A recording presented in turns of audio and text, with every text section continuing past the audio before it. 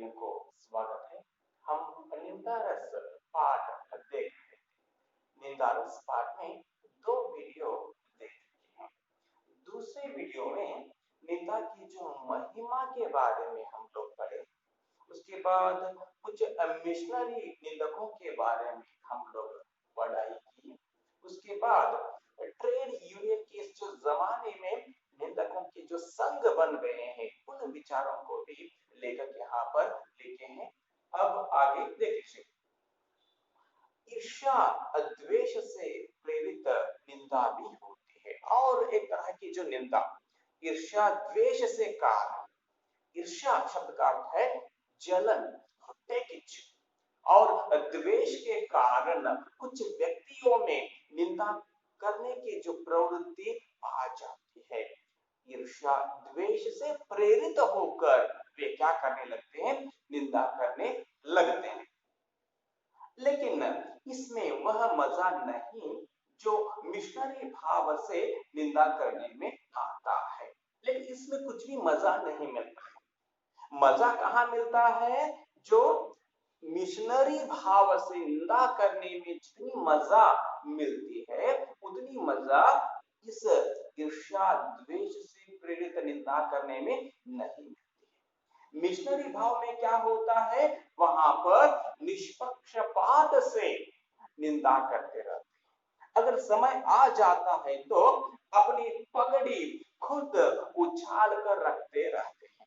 लेकिन इसमें ऐसा नहीं होता है। इस प्रकार का निंदक बड़ा दुखी होता है। देखिए, ईर्ष्या द्वेष से प्रेरित जो व्यक्ति निंदा करता रहता है, वह बहुत ही दुखित रहता है। जलन के कारण, द्वेष के कारण उनका मन शांत नहीं रहता है, दुखित रहता है। इसमें कुछ भी मजा नहीं मिलता है। इस तरह लेखक अपने विचारों को व्यक्त करते आ रहे हैं। ईर्ष्या द्वेष से 24 घंटे जलता है। देखिए, ईर्ष्या के कारण, द्वेष के कारण वह व्यक्ति 1 मिनट भी आराम से, चैन से नहीं रह सकता है। वह क्या करता रहता है, 24 घंटे मन ही मन जलता रहता है और निंदा का जल छिड़क कर कुछ शांति अनुभव करता है। उसको कब शांति मिलती है, वह दूसरों की निंदा करता है, तभी उसको शांति मिलती है। तब तक उसका मन शांत नहीं रहता। इस तरह देखिए, ऐसा निंदक बड़ा दयनीय होता है। इस प्रकार के जो निंदा करने वाले लोग दयनीय होते हैं। दयनीय यानी कि दया के योग्य होते हैं, क्योंकि उनको कभी उनका जो मन बिल्कुल शांत रहता ही नहीं, वह आराम से रह नहीं पाता है, इसलिए वे दयनीय होते हैं। अपनी अक्षमता से पीड़ित वह, देख लीजिए, वह व्यक्ति जो ईर्ष्या द्वेष से पीड़ित व्यक्ति रहता है, वह अपनी अक्षमता से पीड़ित होता है। अक्षमता, क्षमते इल्लद्दु अंतकतद्दु, योग्यते इल्लद्दु अंतकतद्दु। अक्षमता से पीड़ित वह बेचारा दूसरे की सक्षमता के चांद को देखकर सारी रात श्वान जैसा भौंकता है। देख लीजिए, उसके पास बिल्कुल क्षमता नहीं रहता है, काम करने की भी क्षमता नहीं रहता है, या अन्य कुछ जो बातों में क्षमता नहीं होती है।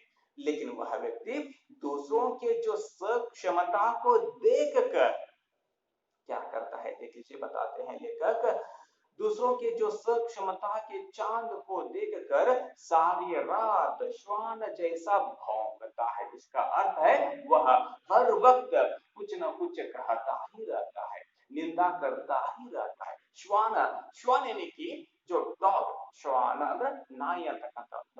वे क्या करते रहते हैं, श्वान रात में भौंकते रहते हैं ना, उस तरह यह व्यक्ति, ईर्ष्या द्वेष से पीड़ित व्यक्ति हर वक्त कुछ न कुछ बताता ही रहता है, बोलता ही रहता है और दूसरों के बारे में निंदा करता ही रहता है। निंदा करके अपने मन में शांति अनुभव करने की कोशिश करता रहता है। देखिए, ईर्ष्या द्वेष से प्रेरित निंदा करने वाले को कोई दंड देने की जरूरत नहीं है। इस प्रकार के जो लोगों को हम क्या दंड दे सकते हैं, क्योंकि इनका मन ऑलरेडी यानी कि इनका मन बिल्कुल दुखी ही रहता है, इन लोगों को और कुछ दंड देने की कोई जरूरत नहीं, इस तरह लेकर बता रहे हैं।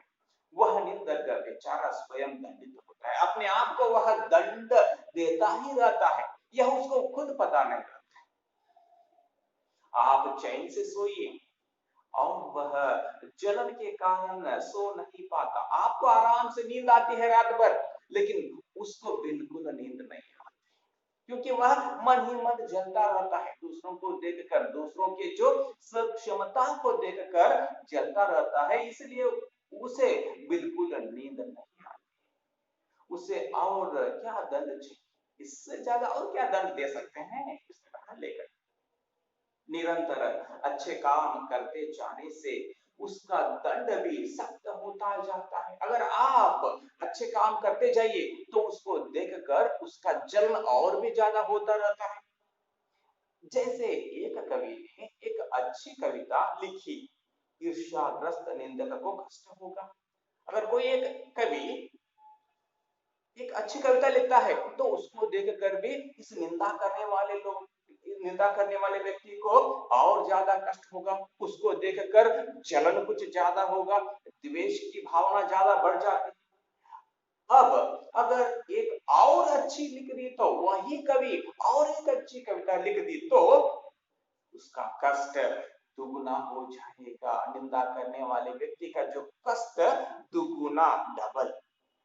देख लीजिए, इस तरह ईर्ष्याग्रस्त, ईर्ष्या से और द्वेष से प्रेरित व्यक्ति को हमें कोई दंड देने की जरूरत नहीं, उसको रात भर नींद भी नहीं आती है। दूसरों की जो सक्षमता को देखकर यह व्यक्ति क्या करता रहता है, शुक्र जैसा भौंकता रहता है। इस तरह लेखक अपने इस निबंध में बताते आ रहे हैं।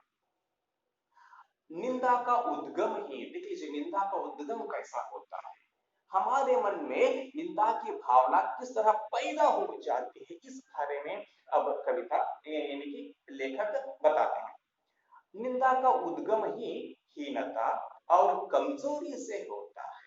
निंदा का उद्गम, एक अंक के प्रश्न में यह जो प्रश्न आया है, निंदा का उद्गम हीनता के कारण, हीनता यानी कि नीचता, दीनता अथवा अक्षमता, अपनी निम्नता के कारण और कमजोरी के कारण, कमजोरी नहीं दुर्बलता, अपनी दुर्बलता के कारण हमारे मन में निंदा करने की भावना पैदा हो जाती है। इस तरह लेकर बताते हैं।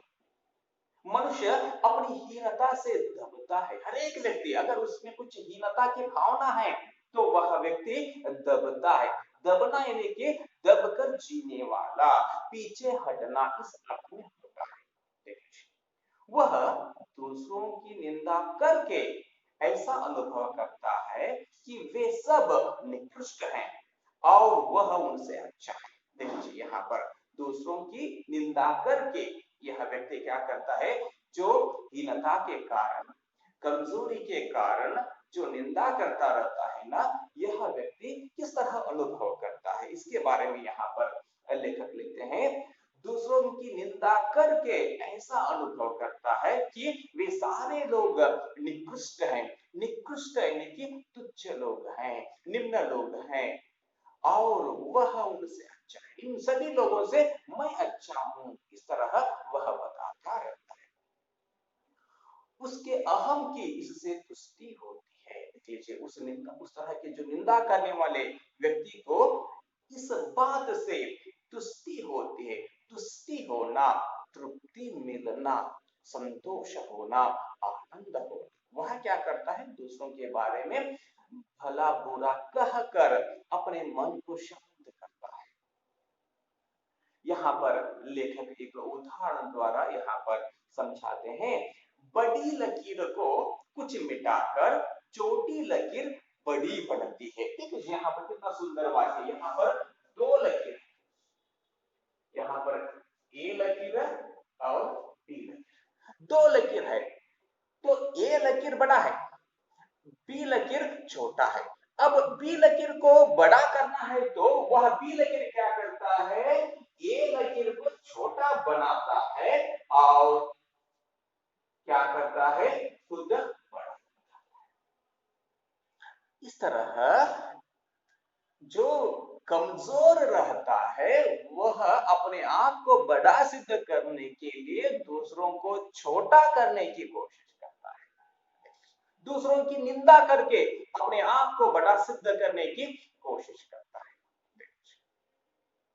ज्यों ज्यों कर्म क्षीण होता जाता है त्यों त्यों निंदा की प्रवृत्ति बढ़ती जाती है। कर्म क्षीण होता जाता है, यानी कि अगर हम लोग कर्म करना छोड़ दे, कर्म नहीं करेंगे तो, कर्म शब्द का अर्थ काम, परिश्रम अगर नहीं करते हैं तो हमारे मन में निंदा करने की जो प्रवृत्ति वह बढ़ती ही जाती है। हम कुछ काम नहीं करते लेकिन दूसरे लोग जो काम करते रहते हैं उनको देखकर हमारे मन में ईर्ष्या की भावना, द्वेष की भावना पैदा होती है और हम लोग क्या करते हैं, यानी कि जो कर्म नहीं करते हैं वे लोग क्या करते हैं, दूसरों के बारे में भला बुरा कहते ही रहते हैं। यह प्रवृत्ति बढ़ती ही रहती है। कठिन कर्म ही ईर्ष्या द्वेष और उनसे उत्पन्न निंदा को करता है। अगर हमारे मन में जलन और द्वेष की भावना को मारना है तो हमें क्या करना होगा, कठिन कर्म करना चाहिए, कठिन परिश्रम करना चाहिए, काम करना चाहिए। अगर काम करेंगे तो हमारे मन में जलन की भावना और द्वेष की भावना दूर हो जाती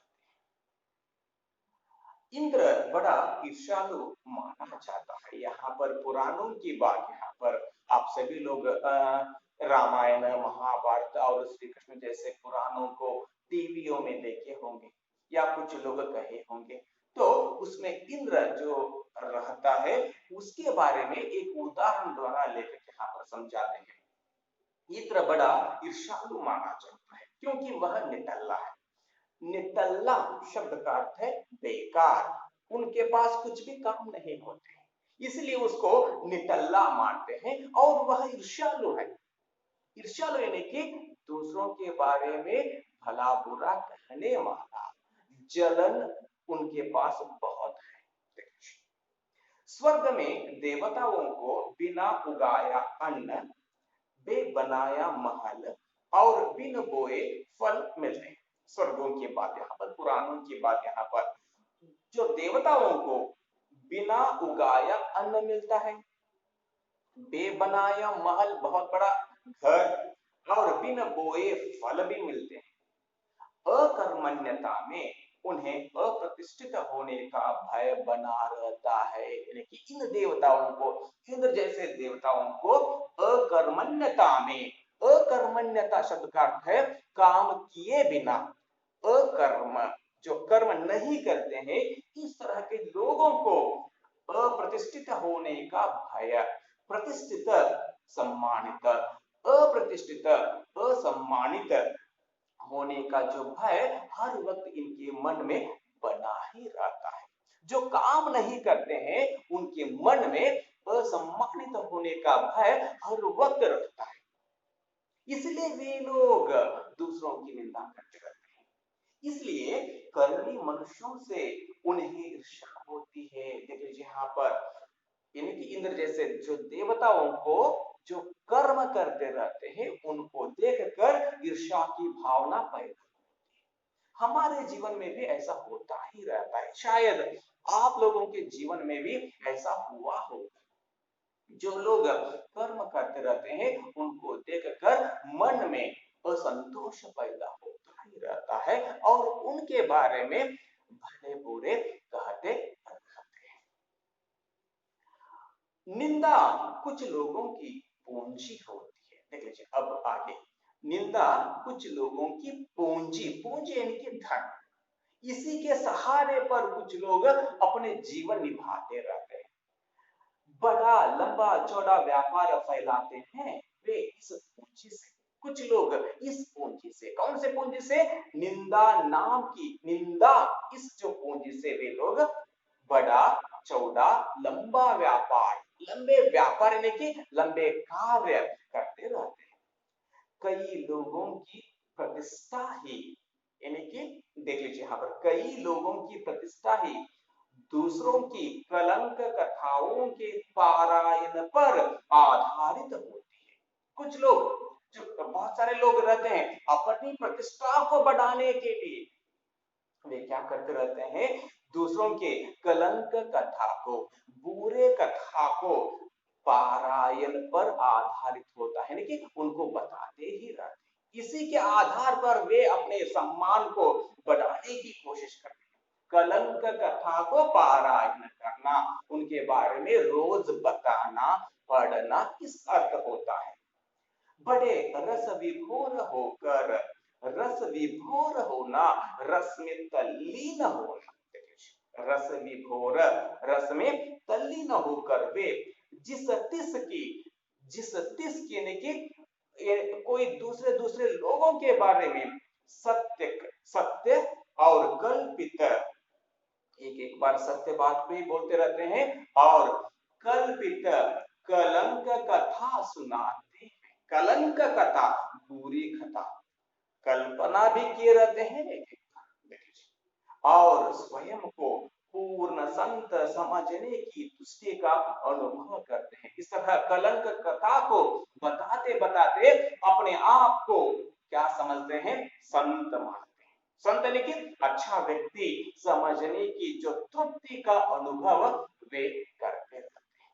यहाँ तक 30वें वीडियो को हम समाप्त करेंगे, अगले वीडियो को कल देखेंगे। धन्यवाद।